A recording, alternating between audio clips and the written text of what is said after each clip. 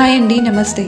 ఈరోజు మనం భక్తియుక్తి ఛానల్లో కార్తీక మాస పురాణం 10వ అధ్యాయం గురించి తెలుసుకోబోతున్నాం. అజామిలుని పూర్వజన్మ వృత్తాంతం.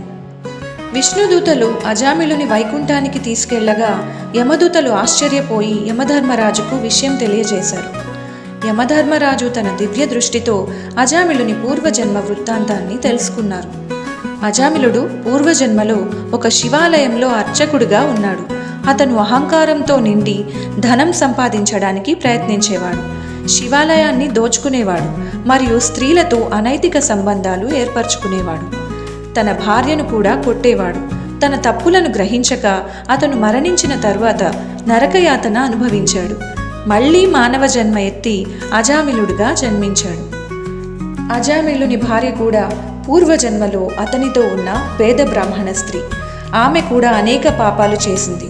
మరణించిన తరువాత మాలవంశంలో జన్మించింది. అజామిలుడు మరియు అతని భార్య ఇద్దరూ తమ పాపాల ఫలితంగా ఈ జన్మలో అలాంటి పరిస్థితులను ఎదుర్కొన్నారు.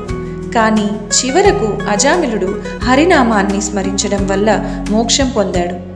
ఇట్లు స్కాంద పురాణాంతర్గత వశిష్ఠ ప్రోక్త కార్తీక మహాత్య మండలి 10వ అధ్యాయం 10వ రోజు పారాయణం సమాప్తం.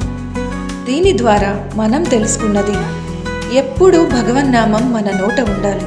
శివనామం, నారాయణ మంత్రం ఇవే నిజమైన ధనం.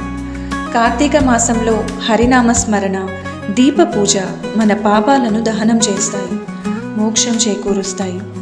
ఓం నమః శివాయ. హర హర మహాదేవ. ఈ వీడియో మీకు నచ్చినట్టయితే లైక్ చేయండి, షేర్ చేయండి, కమెంట్ చేయండి. మరియు ఇలాంటి పవిత్రమైన కథలను తరచూ వినడానికి భక్తియుక్తి ఛానల్ను సబ్స్క్రైబ్ చేయడం మర్చిపోవద్దు. ధన్యవాదాలు. ఈ కథను మీరు పూర్తిగా తెలుసుకోవాలనుకుంటే మన భక్తియుక్తి ఛానల్ వీడియోస్లో కానీ ప్లేలిస్ట్లో కానీ చూడగలరని మనవి.